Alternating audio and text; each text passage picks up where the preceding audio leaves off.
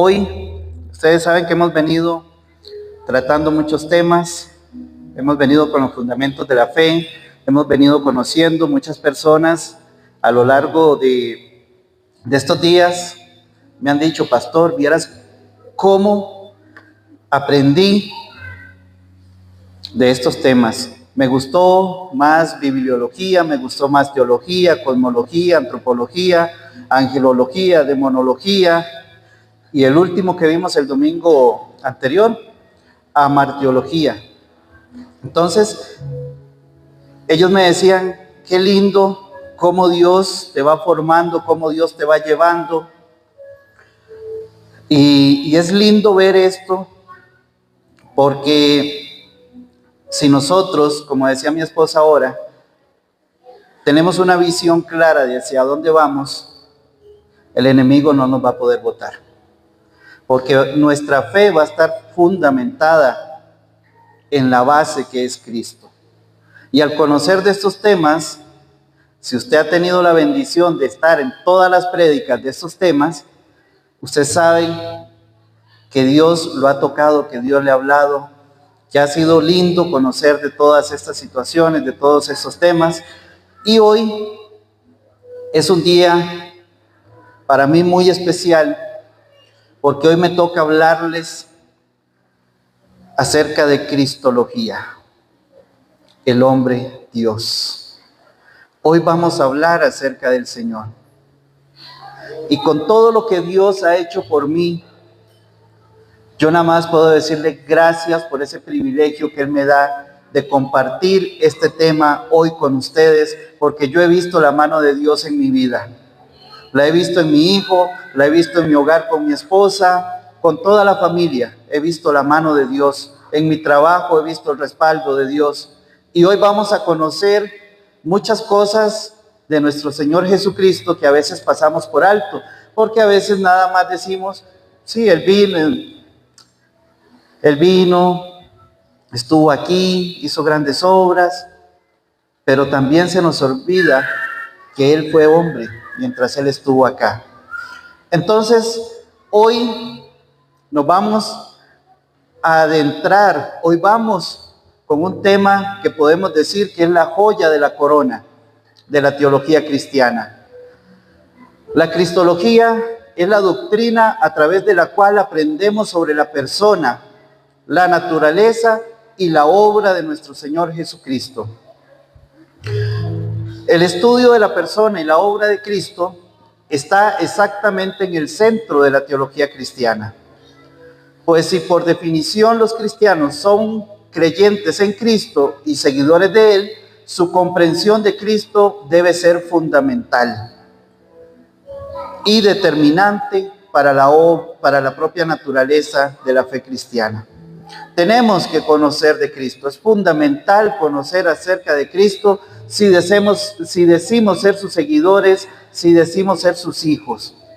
Porque tenemos que ser consecuentes con la atención y la exactitud especiales, porque son particularmente adecuadas en la elaboración de nuestra cristología. En este sentido, para elaborar bien nuestra cristología, haremos algunas afirmaciones, para las cuales siempre vamos a iniciar con esta afirmación: Jesús es. Vamos a leer algunos textos y vamos a citar otros que por cuestión de tiempo no los vamos a leer, porque si nos ponemos a leer cada uno de los textos a los que se refiere Cristo, tendríamos que leer toda la Biblia y no nos va a alcanzar el tiempo que tenemos. ¿Ok? Entonces, nada más los vamos a citar y nos vamos a centrar en algunos. La primera afirmación es: Jesús es Dios hombre. Podemos resumir de la siguiente manera la enseñanza bíblica acerca de la persona de Cristo. Jesucristo fue plenamente Dios y plenamente hombre en una sola persona. Y así lo será para siempre. Hay un gran material bíblico que respalda esta verdad y hoy vamos a tratar de verlo en gran medida, hasta donde el tiempo lo permita. La humanidad de Cristo Es imposible hablar de la humanidad de Jesús sin citar su nacimiento. Jesús simplemente nació. Él no descendió del cielo, ni apareció repentinamente en la tierra. Su nacimiento, y esto lo hablábamos con los hermanos en el pequeño grupo, que desde antes de la fundación del mundo, ya Dios tenía pensado enviar a su Hijo para hacer la obra en nosotros. Él ya sabía lo que iba a pasar, lo que íbamos a hacer y todo el desorden que iba a haber. Y Él, antes de crear el mundo, ya había establecido que su Hijo iba a venir. Entonces, su nacimiento no podía ser un nacimiento ordinario, no podía ser un nacimiento como cualquier otro normal. Su nacimiento fue algo milagroso. Pero el hombre, Jesús, fue gestado en el vientre de su madre María como cualquiera de nosotros. Vean lo que dice Mateo en el capítulo 1, versículo 18 y 25, no al 25, y 25. El versículo 18 nos dice: el nacimiento de Jesucristo fue así. María, su madre, estaba comprometida para casarse con José. Pero antes de unirse, se halló embarazada por el Espíritu Santo. Y el capítulo 25 nos dice: sin embargo, no tuvo relaciones con ella hasta que dio a luz un hijo, al cual puso por nombre Jesús. En Gálatas 4:4 también se nos hace mención sobre este hecho. Jesús se desarrolló físicamente de forma natural, como cualquier bebé que viene a este mundo. Jesús, dice la palabra, y Jesús crecía en sabiduría, estatura y gracia delante de Dios y de los hombres. Jesús tenía la misma fisiología y limitaciones físicas que otros seres humanos. ¿Por qué decimos esto? Porque nuestro Señor Jesucristo también tuvo hambre. Cuando estuvo acá, también tuvo hambre, igual que cualquiera de nosotros. Mateo 4, en el versículo 2 nos dice: y después de ayunar 40 días y 40 noches, tuvo hambre. También tuvo sed. Juan 19:28 nos dice: después, viendo Jesús que ya estaba consumado, para que se cumpliera la escritura, dijo: tengo sed. También sintió cansancio. Juan 4, versículo 6 dice: cansado del viaje, Jesús se sentó junto al pozo. Era alrededor del mediodía. Jesús también tuvo sueño.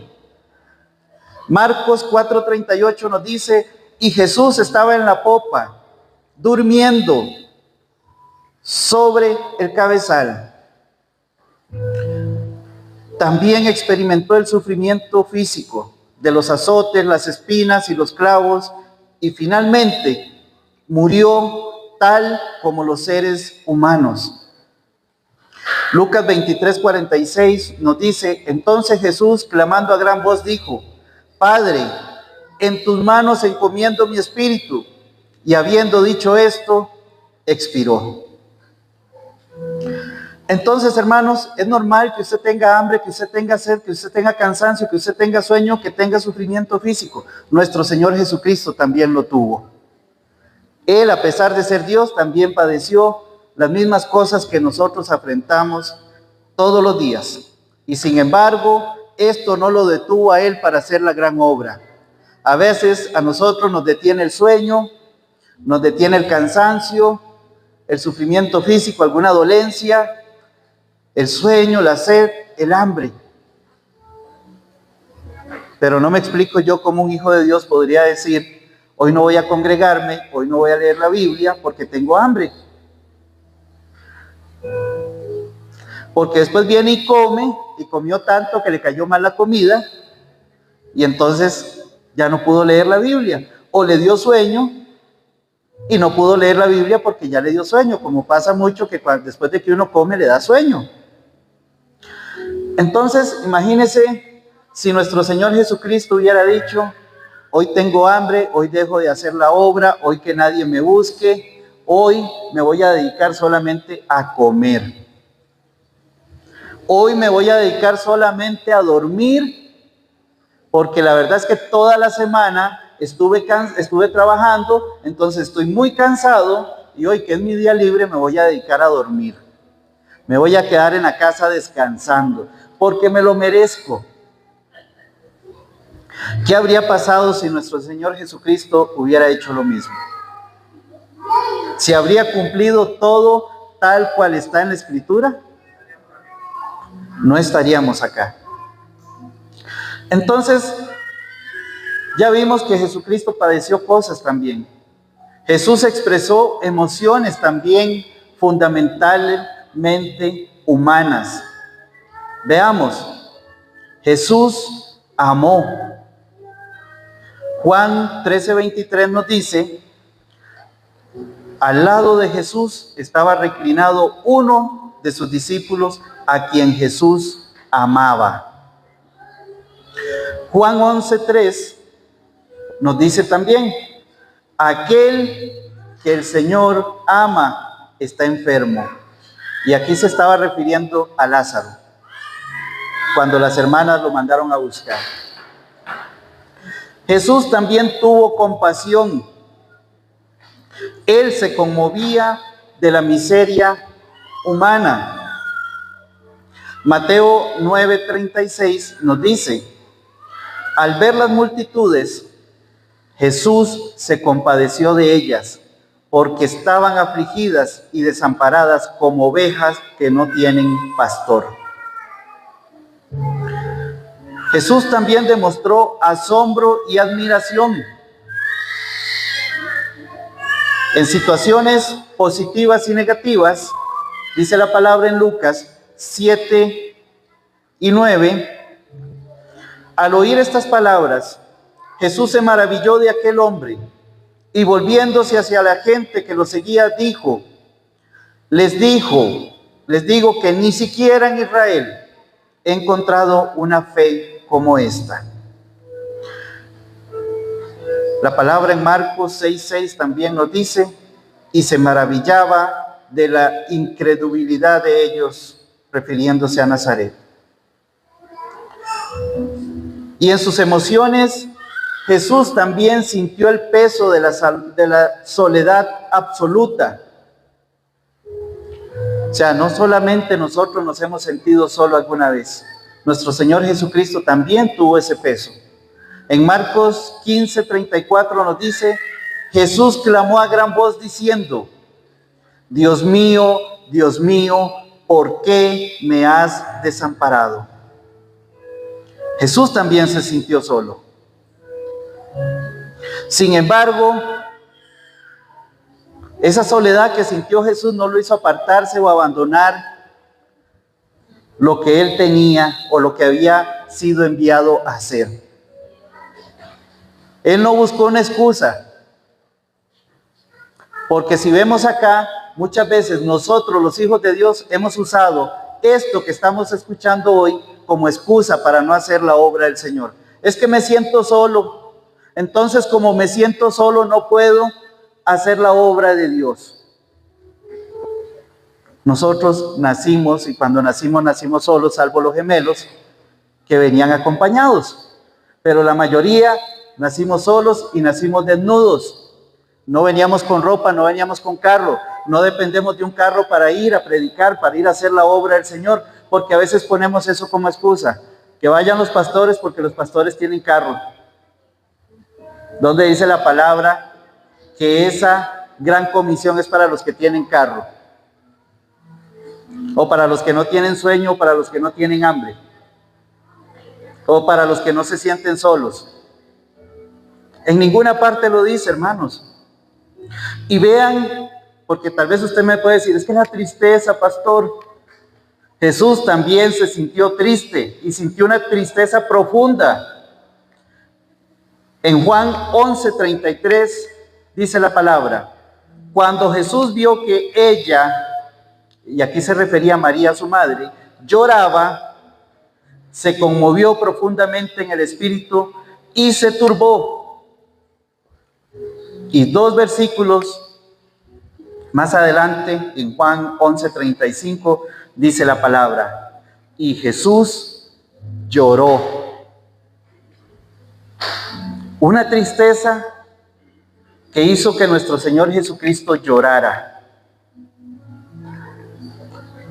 Entonces, y esto no detuvo a nuestro Señor Jesucristo. Entonces, ¿por qué cuando estamos tristes nos damos el lujo de poder decir: hoy no voy a la iglesia porque estoy triste?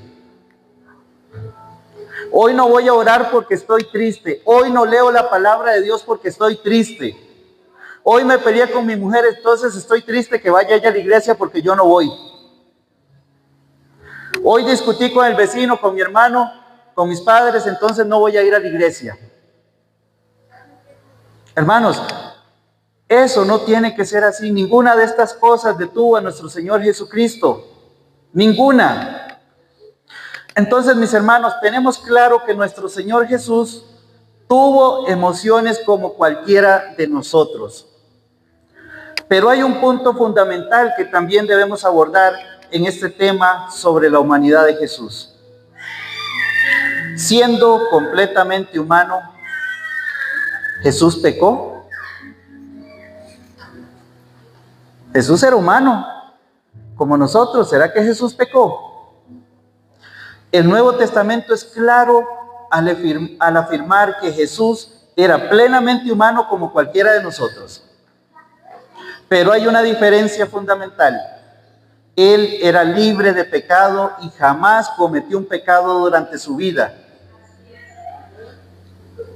Hebreos, en el capítulo 4, versículo 15, nos dice la palabra del Señor: porque no tenemos un sumo sacerdote que no pueda compadecerse de nuestras debilidades.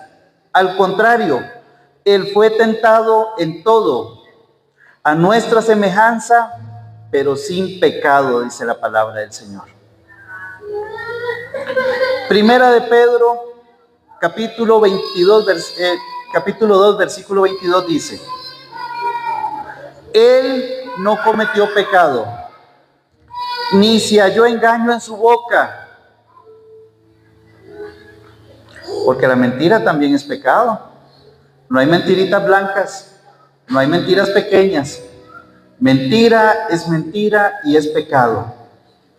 Y aquí el texto nos está diciendo: Él no cometió pecado ni se halló engaño en su boca. Entonces la palabra de Dios dice que no se halló engaño en su boca, y que todo lo que Él dijo, todo lo que Él prometió, se va a cumplir.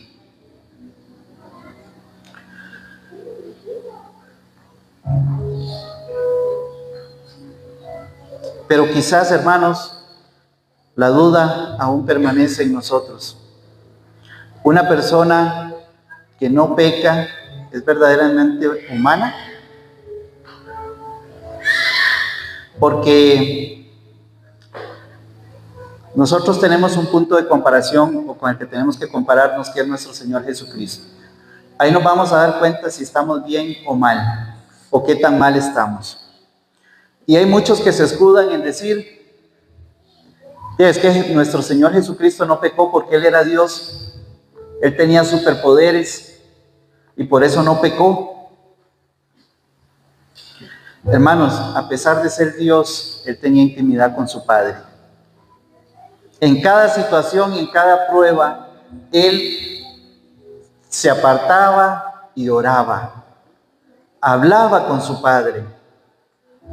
Ahí nos demostró Él cuál es el paso que tenemos que dar nosotros para poder resistir. La naturaleza, la verdadera naturaleza humana creada por Dios, en nuestro caso, fue corrompida y dañada. ¿Sabían ustedes que solamente hubieron 3 seres humanos puros? Que no había pecado en ellos. 2 estuvieron en el jardín del Edén, Adán y Eva. Ellos fueron creados sin pecado, antes de la caída, obviamente. Y el otro fue nuestro Señor Jesucristo. Jesús no es solamente tan humano como nosotros, porque Él es más humano que cualquiera de nosotros. Nuestra humanidad no es el patrón por el cual debemos medirlo, porque a veces es muy fácil decir que nosotros nos parecemos a Dios, que somos imagen de Dios, y sin embargo,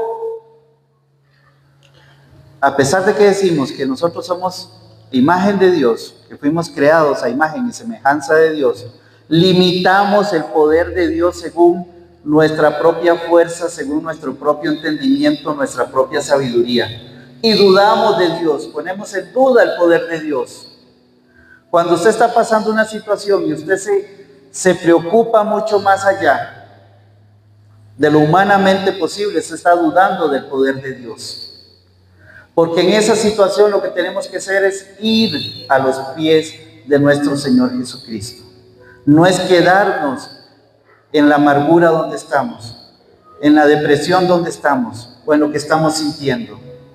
No es quedarnos en el pecado, porque a veces nos sentimos tan cómodos.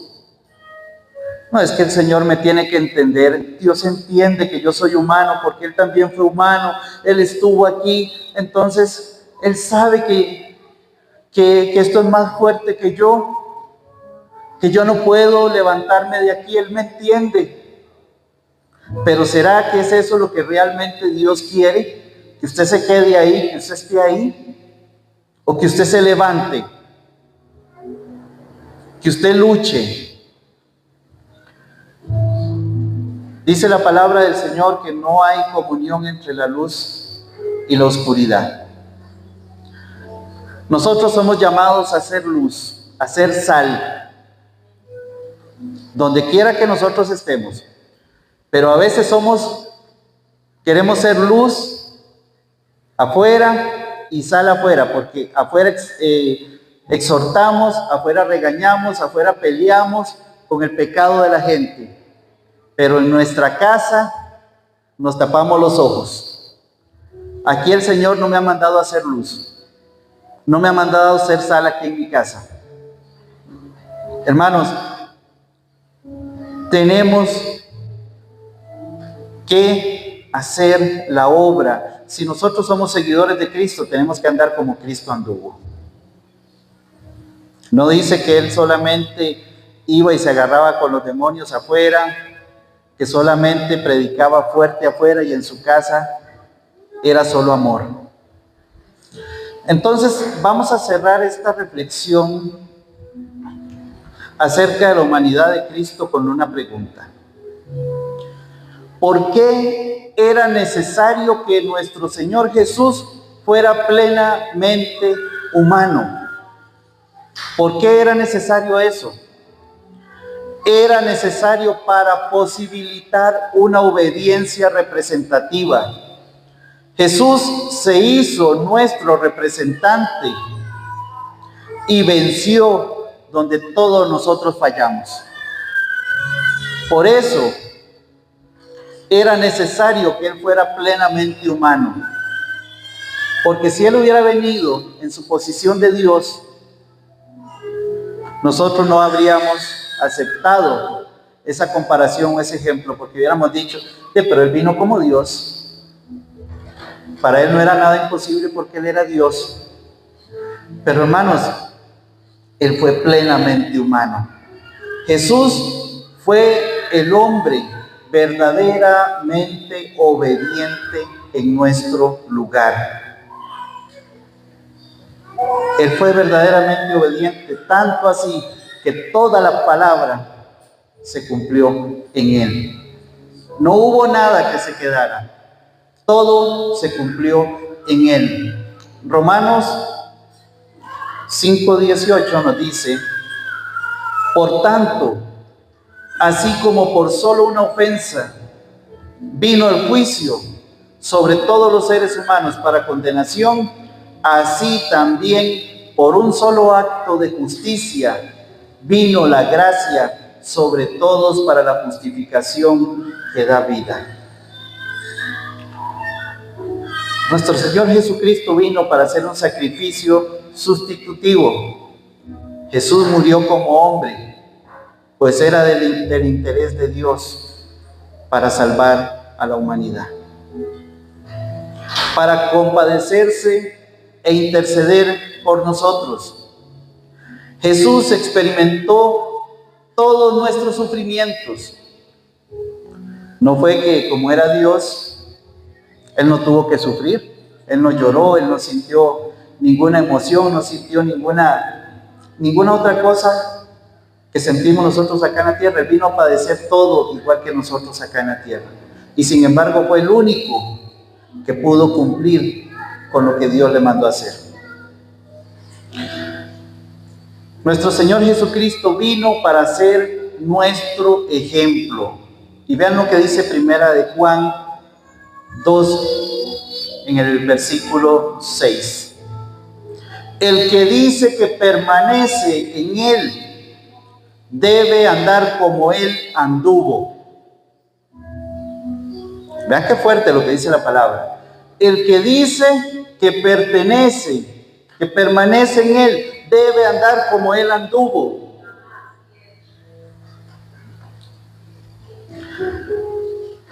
Y a veces es tan difícil, hermanos, que podamos entender esto.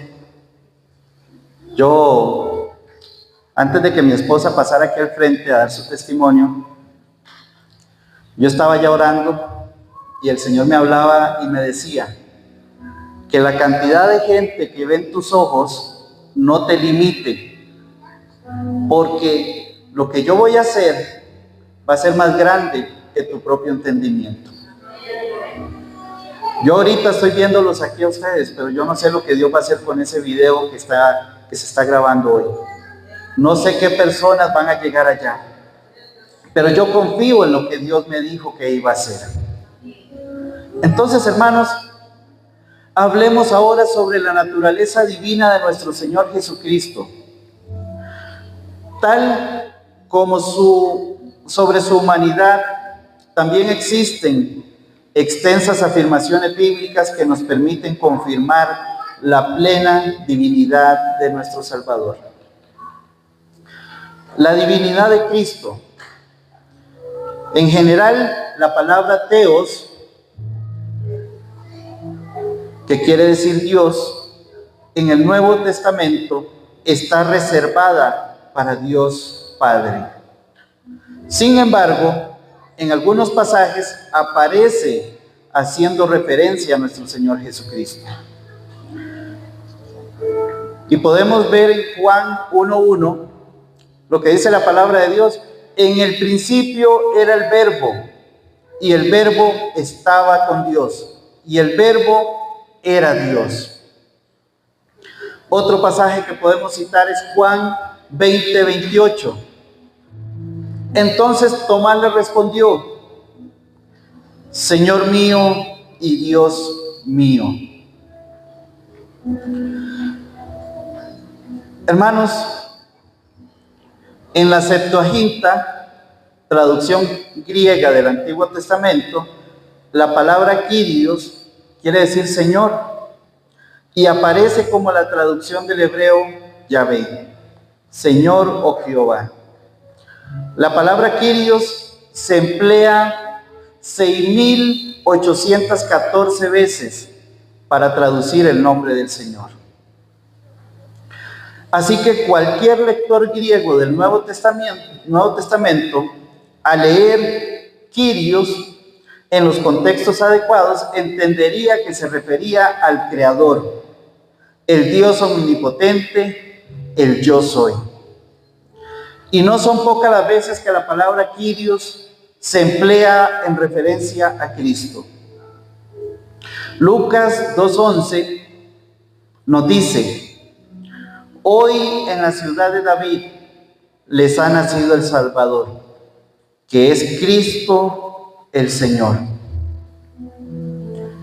También podemos citar 1 Corintios 8:6. Para nosotros, sin embargo, hay un solo Dios, el Padre, y un solo Señor, Jesucristo, por medio de quien todas las cosas existen. Además, son varios los ejemplos que también indican su carácter divino. Podemos ver los siguientes. Jesús nació de forma milagrosa, como les hablaba al inicio. Él preexistía antes de la creación. Y al respecto, Colosenses 1:17 nos dice: Él es antes de todas las cosas, y Él en todo subsiste. Jesús nos demostró su omnipotencia al calmar la tormenta en el mar con una palabra, al multiplicar los panes y peces, al transformar el agua en vino. Jesús afirmó su eternidad. En 1 de Juan 8:58, la palabra dice: antes que Abraham existiese, yo soy. Jesús era omnisciente. Y la palabra del Señor nos dice en Marcos 2:8: pero Jesús se dio cuenta de lo que estaban pensando y les dijo: ¿por qué piensan así? Wow. O sea que nosotros para nuestro Señor Jesucristo somos como un libro abierto. Él puede leer quiénes somos. De Él no nos podemos esconder. Entonces, ¿por qué la necesidad de querer seguir jugando como que si Dios no supiera quiénes somos nosotros? ¿Por qué la necesidad de querer mentir, de querer engañar, si nosotros somos como un libro abierto para Dios? Dios sabe quién es cada uno de nosotros, cada uno de ustedes. Él nos conoce. Y como vimos la semana pasada, va a haber un día donde nosotros vamos a tener que estarle dando cuentas al Padre de lo que hicimos, de lo que dijimos y lo que no hicimos. Entonces, hermanos, ¿por qué no hacer un cambio de vida?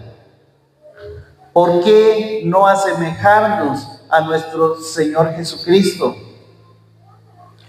Dice en la palabra del Señor que Jesús resaltó también su omnipresencia al garantizar que estaría con los discípulos en el cumplimiento de la gran comisión. O sea que cuando nosotros vamos a hacer la gran comisión, cuando vamos a ir a compartir el evangelio, nosotros no estamos siguiendo solos. Nuestro Señor Jesucristo va con nosotros. Él va a estar con nosotros. Entonces, ¿por qué el miedo? ¿Por qué el miedo de ir a compartir la palabra? ¿De dónde proviene el miedo? De nuestro enemigo. De ahí proviene ese miedo.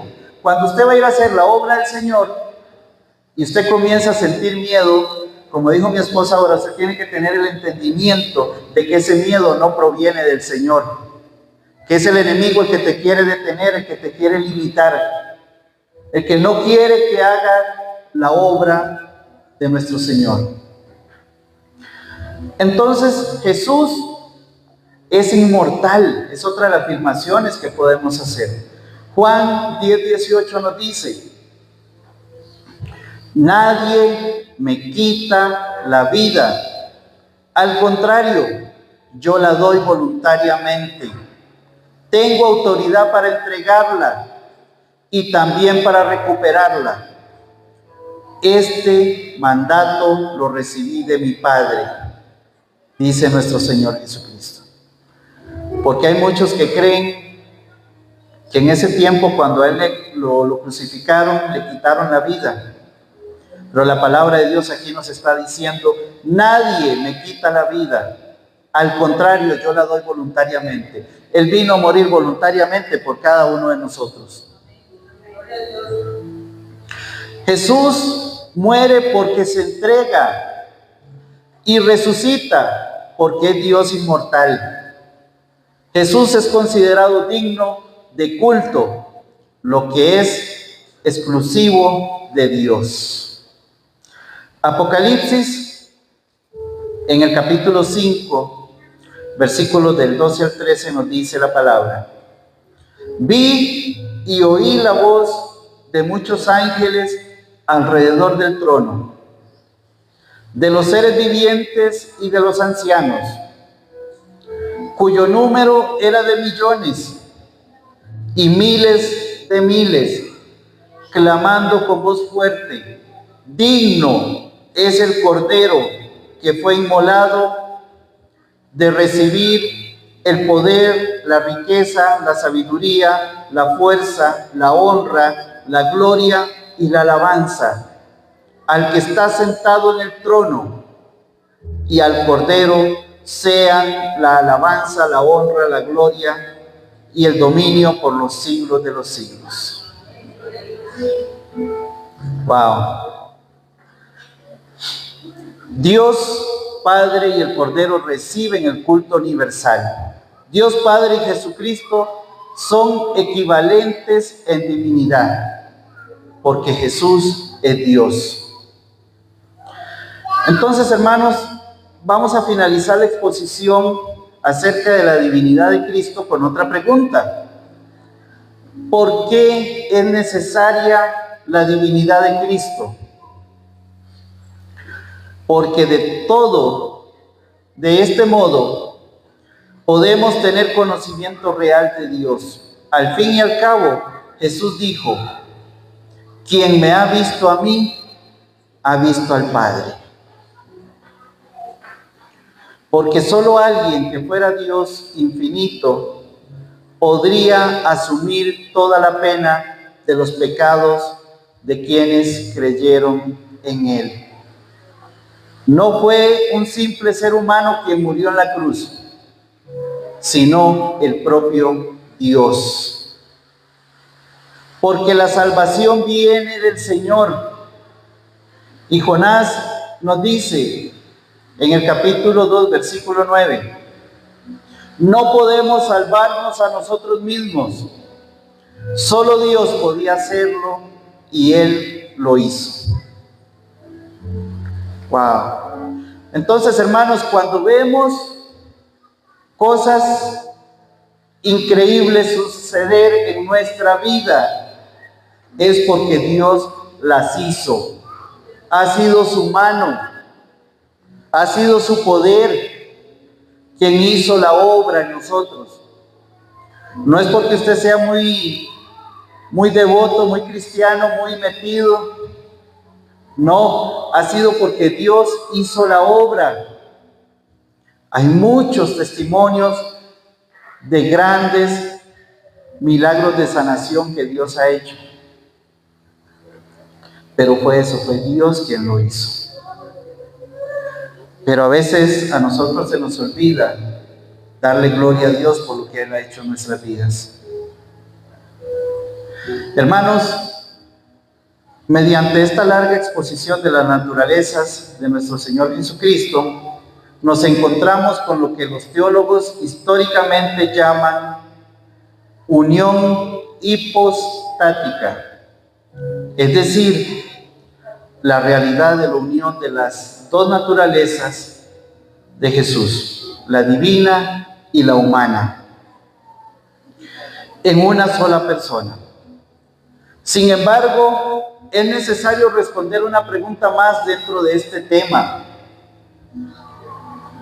¿Jesús renunció a algún atributo divino mientras estuvo en la tierra? Dice que entre los siglos XIX y XX en Alemania surge la llamada teoría de kenosis o teoría kenótica, que defendía que Cristo renunció a algunos atributos divinos mientras estuvo en la tierra. O sea, solo algunos. Él se guardó otros. Él tenía algunos otros ahí escondidos por si era necesario. Esto es lo que decía en esos siglos esta teoría de kenosis.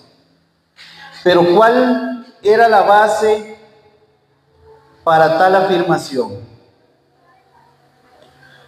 Ellos usaban como base el texto de Filipenses en el capítulo 2, versículos 5 y 7, que dice lo siguiente, la palabra del Señor: tengan entre ustedes el mismo modo de pensar de Cristo Jesús, que aunque existía en forma de Dios, no consideró el ser igual a Dios como algo a que aferrarse. Por el contrario, se despojó, tomando forma de siervo, haciéndose semejante a los hombres y hallado en condición humana. Este era el versículo que ellos utilizaban para sustentar esa teoría. Pero realmente, ¿será que este versículo 7 nos está enseñando que nuestro Señor Jesucristo se despojó de sus atributos divinos? Hermano, la respuesta es no. El despojo de Jesús no consiste en dejar de ser lo que era, sino en asumir lo que no era.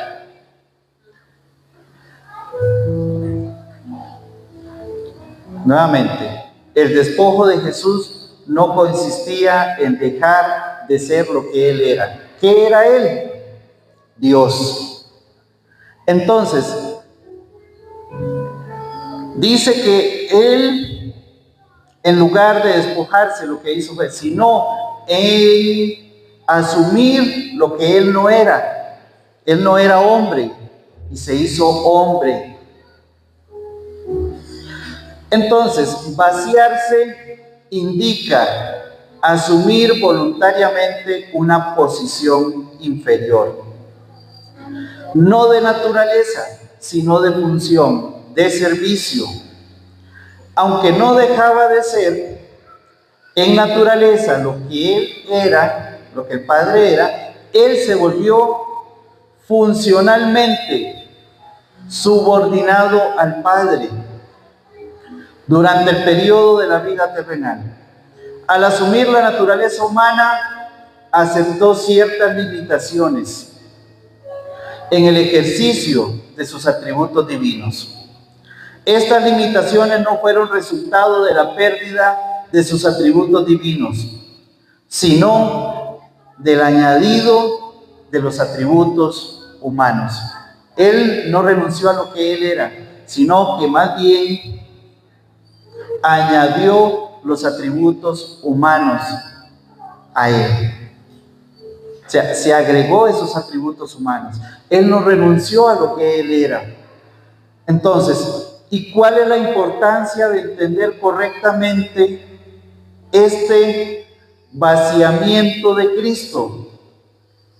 Jesús, siendo Dios, vivió en la humanidad y sumisión al Padre. Vivió en dependencia del Espíritu y vivió como siervo de todos. Entonces, hermanos, no nos queda otra opción que someternos plenamente a Dios, viviendo su voluntad para nosotros, convertirnos en siervos de todos, teniendo el mismo modo de pensar que tuvo nuestro Señor Jesucristo. Debemos disponernos a renunciar a nuestros propios intereses en favor de nuestros hermanos.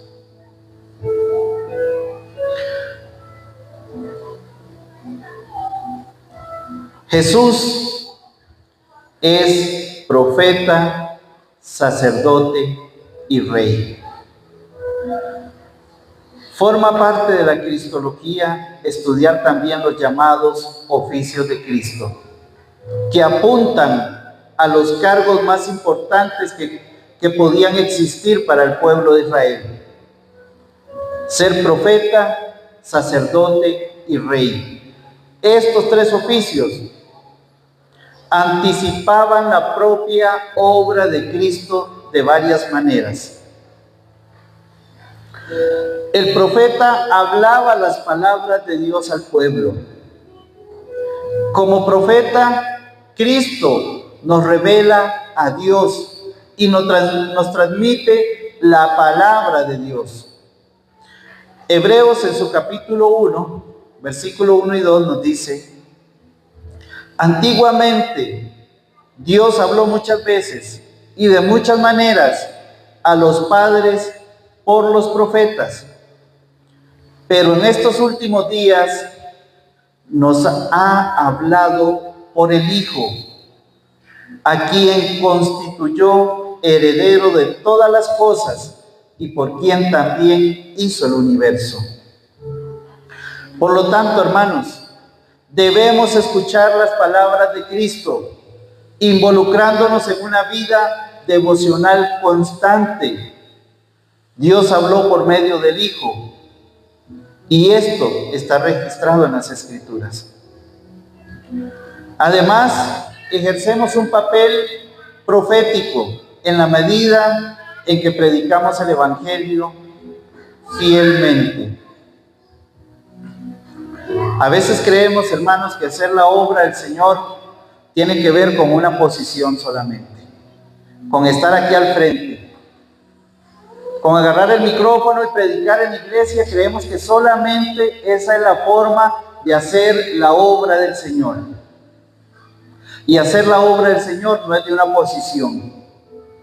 Cristo vino a cumplir la palabra de Dios y Él no vino para ser servido, Él vino a servir.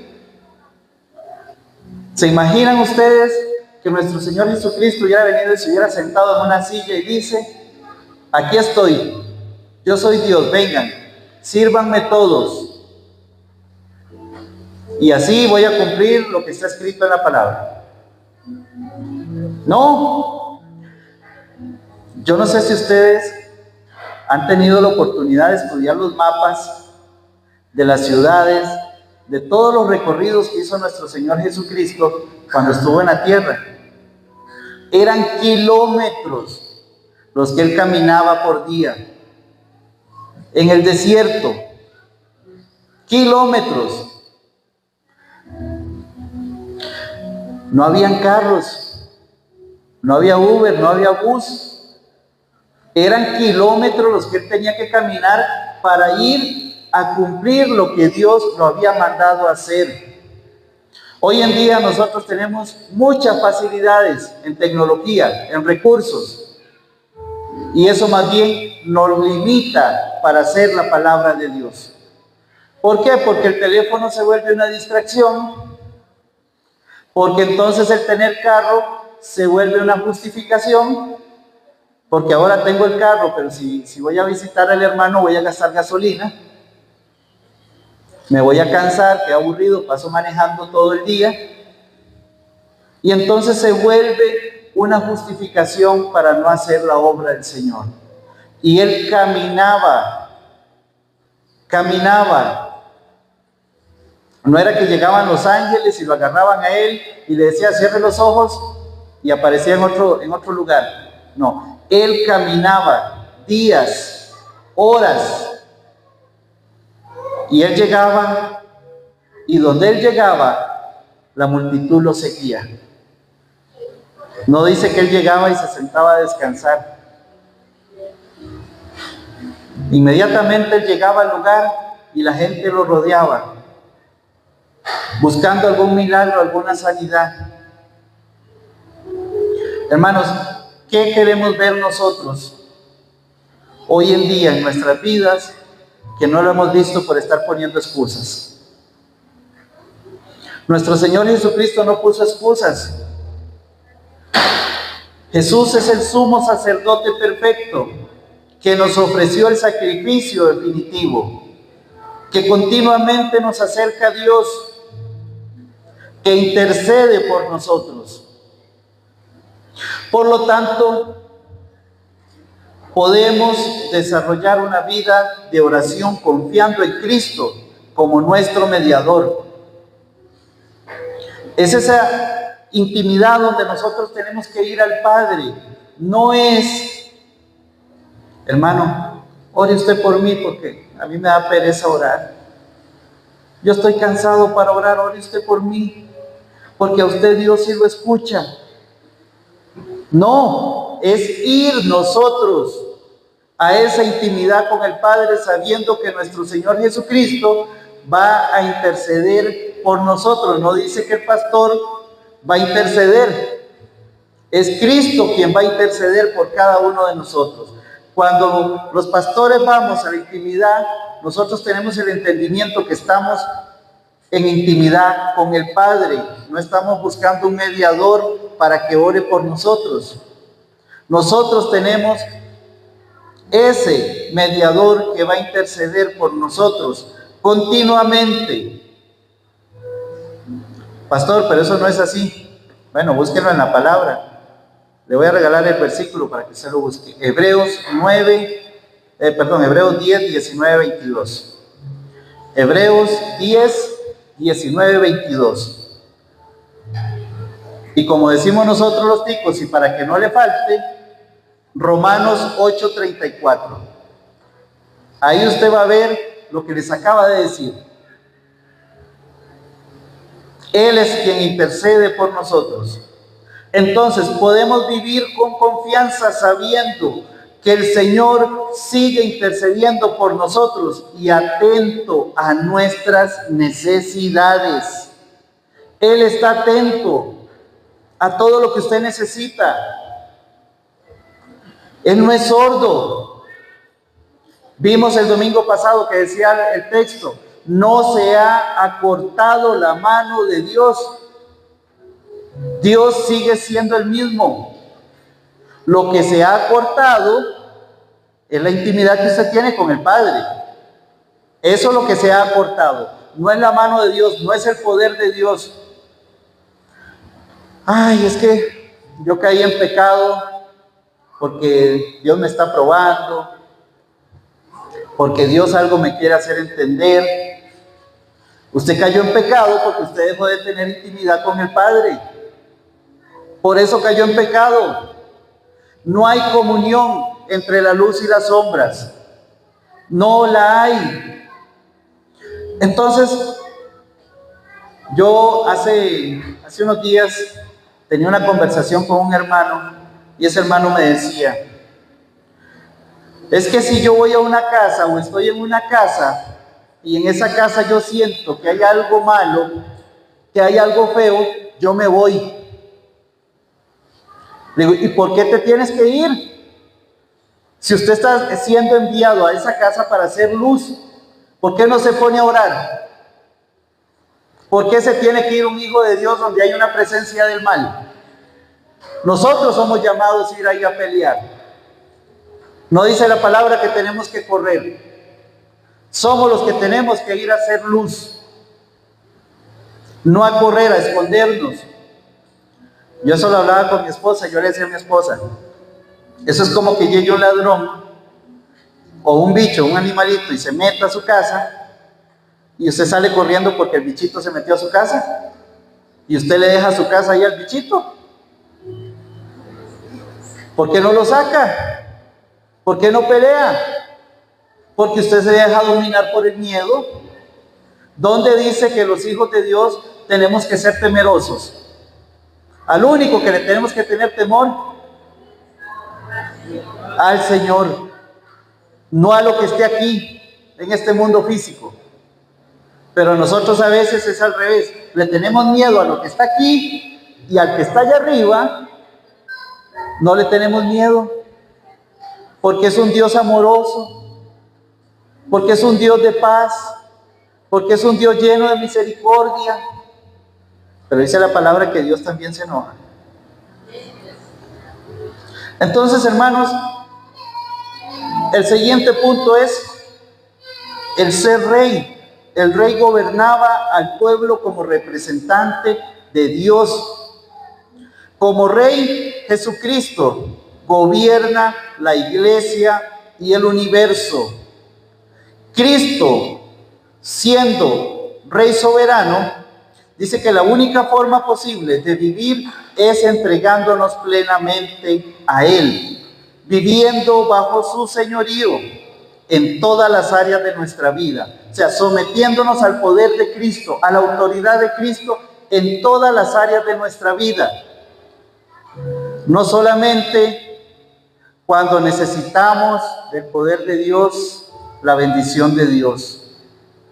En todos los momentos, en todas las áreas de nuestra vida, tenemos que respetar esa soberanía porque Él es Rey. Entonces, hermanos, Jesús es el Cristo crucificado y resucitado. Al pensar en nuestro Señor Jesús, ¿qué recordamos automáticamente? ¿Qué recuerda usted cuando piensa en el Señor Jesucristo? ¿Qué recuerda? Muchos pensamos en la cruz, en su muerte, y no sería incorrecto decir que era el Hijo de Dios que vino a morir aquí. Esa era su misión solamente. En este sentido, es parte crucial de la cristología abordar la muerte del Señor Jesucristo y su posterior resurrección. Sobre la muerte de Jesús, su muerte fue expiatoria, sustitutiva. Es decir, en la cruz Cristo murió en lugar de los pecadores. Porque Él no murió en esa cruz por ser pecador. Él murió en esa cruz por los pecadores. Entonces fue una muerte sustitutiva. Él murió por nosotros. Isaías 53:5 dice la palabra: pero Él fue traspasado por nuestras transgresiones y molido por nuestras iniquidades. El castigo que nos trae paz cayó sobre Él, y por sus heridas fuimos sanados. Entonces, hermanos, en Cristo y en su muerte expiatoria vemos los atributos de Dios en acción de forma absolutamente equilibrada y perfecta. La expiación prueba su amor y su justicia. La cruz nos debe recordar, hermanos, que somos pecadores, que necesitamos perdón, que no podemos salvarnos a nosotros mismos, que Dios nos ama y nos perdona en Jesús. ¿Y cuáles deben ser nuestras respuestas ante esa cruz, ante lo que sucedió en ese momento? La fe y el arrepentimiento, la gratitud y una vida de obediencia. Esa debe ser nuestra respuesta ante lo que hizo nuestro Señor Jesucristo en la cruz. Fe, arrepentimiento, gratitud y una vida de obediencia. La historia del Señor Jesucristo no terminó en la cruz. Nosotros creemos que, o muchas veces hemos pensado, que la obra de nuestro Señor Jesucristo llegó a la cruz y ahí paró todo. Él murió, resucitó, fue al cielo y ya. Ya no hay nada más. Y eso fue solamente el ápice de su humillación. Pero la exaltación estaba a punto de comenzar, pues nuestro Señor es un Señor resucitado. Sobre la resurrección de Jesús nosotros tenemos que saber, la victoria de Jesús sobre la muerte garantiza nuestra vida eterna. Pablo fue un autor inspirado que más tiempo dedicó a explicar la resurrección histórica del Señor Jesucristo. Y nos impacta directamente. Vean lo que dice la palabra. En 1 Corintios, vamos a leer el capítulo 15, versículos 20 y 22, y luego el 54 y 55. Pero de hecho, Cristo resucitó de entre los muertos, siendo Él las primicias de los que durmieron. Porque así como la muerte vino por el hombre, también por el hombre vino la resurrección de los muertos. Porque así como en Adán todos mueren, así también en Cristo todos serán vivificados. En el 54, y cuando este cuerpo corruptible se resista de incorruptibilidad y de lo que es mortal, se revista de inmortalidad, también se cumplirá la palabra que está escrita: sórbida sobre la muerte en victoria. ¿Dónde está, oh muerte, tu victoria? ¿Dónde está, oh muerte, tu aguijón? Podemos cantar con convicción, hermanos, porque Él vive. Puedo creer en el mañana, porque Él vive, temor no hay. Pero yo bien sé, yo sé que mi vida está en las manos de mi Señor Jesucristo, que vivo está. Él venció y nosotros venceremos. Él resucitó con cuerpo glorificado y nosotros resucitaremos con cuerpos glorificados. Jesús es el Cristo que pronto regresará. Hermanos, finalizaremos observando que la cristología nos hace pensar en el futuro.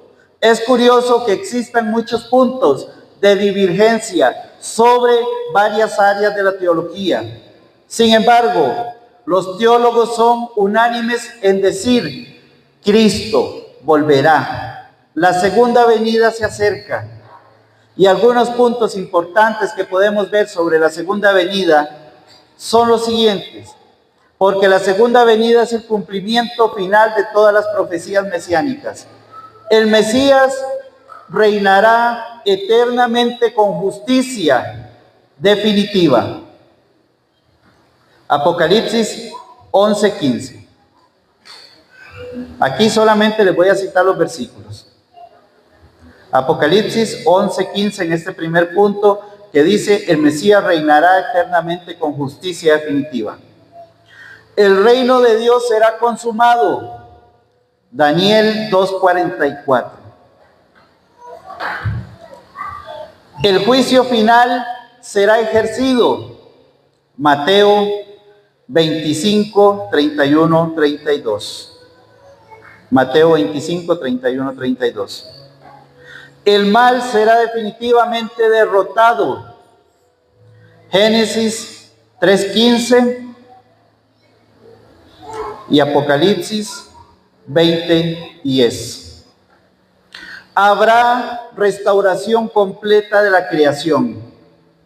Y aquí este texto de Romanos 8, 19, 21 dice: la ardiente expectativa de la creación aguarda la manifestación de los hijos de Dios, porque la creación fue sujetada a vanidad, no por su propia voluntad, sino por causa del que la sujetó, en esperanza de que la misma creación sea liberada de la esclavitud de corrupción, para la libertad gloriosa de los hijos de Dios. Con respecto a la segunda venida, también tenemos que saber, dice el texto, la segunda venida del Señor Jesucristo será, número 1, personal.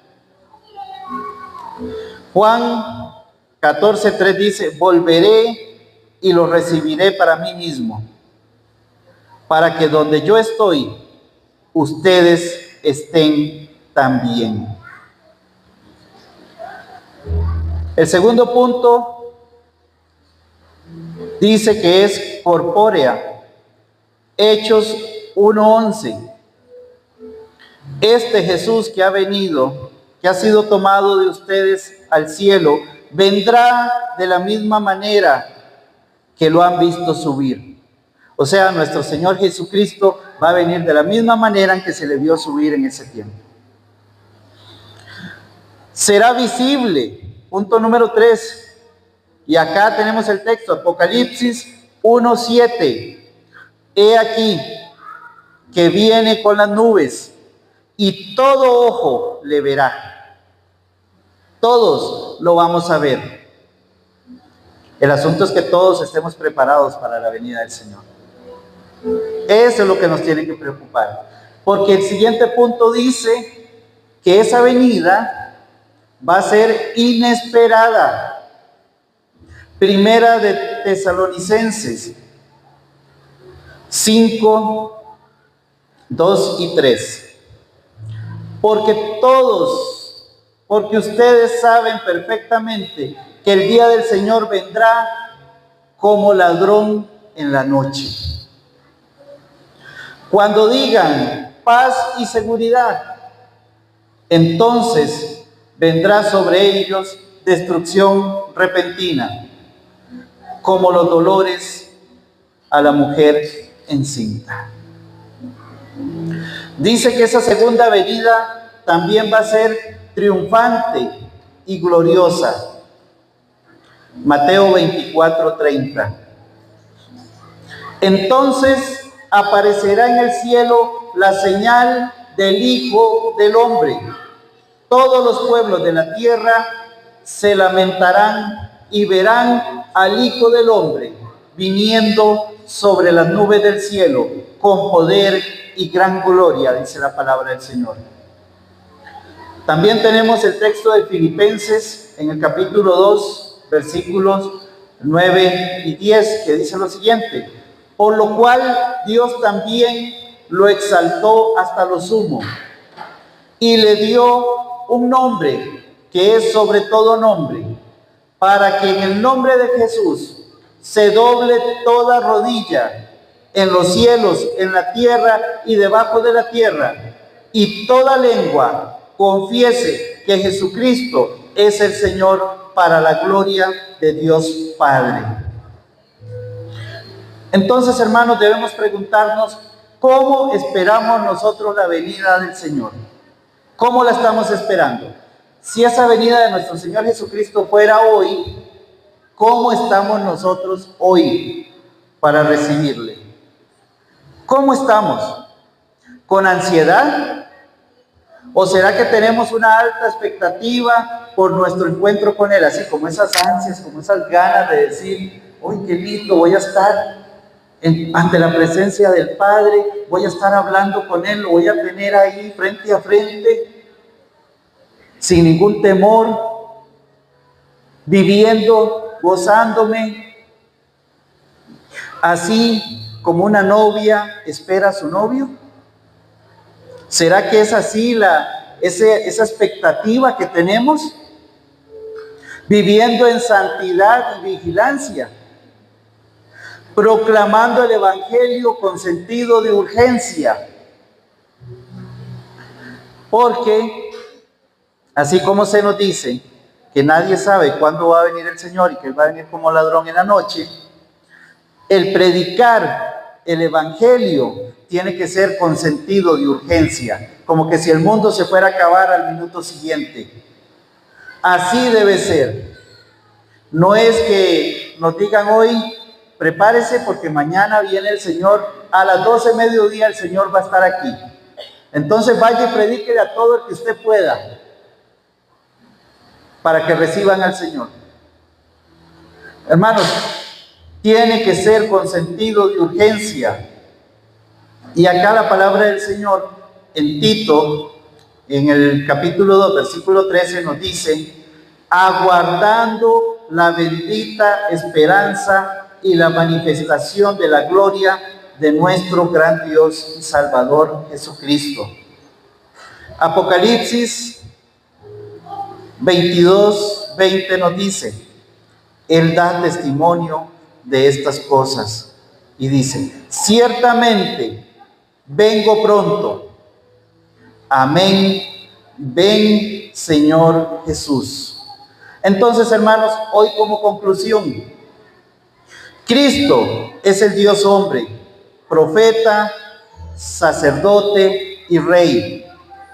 Cristo es aquel que murió por nosotros, pero resucitó, dándonos eterna esperanza. Cristo volverá pronto. Entrega tu vida a Él. Vive para su gloria y hazte parecido a Él. Que Él sea ese espejo sobre el cual nos miramos, que no sea el hermano que tenemos a la par. Pero ¿cómo vamos a hacer eso? Únicamente si usted se toma su tiempo para conocerlo. Y es aquí donde usted lo va a conocer. Es aquí donde usted va a tener una relación personal con el Padre. Muchos dicen, es que el Señor no me habla. Es que yo no escucho la voz de Dios. ¿Usted quiere escuchar la voz de Dios? Lea esto en voz alta. Ahí va a escuchar usted la voz de Dios. Ahí es donde usted va a conocer al Dios de la palabra, cuando usted se relacione con Él.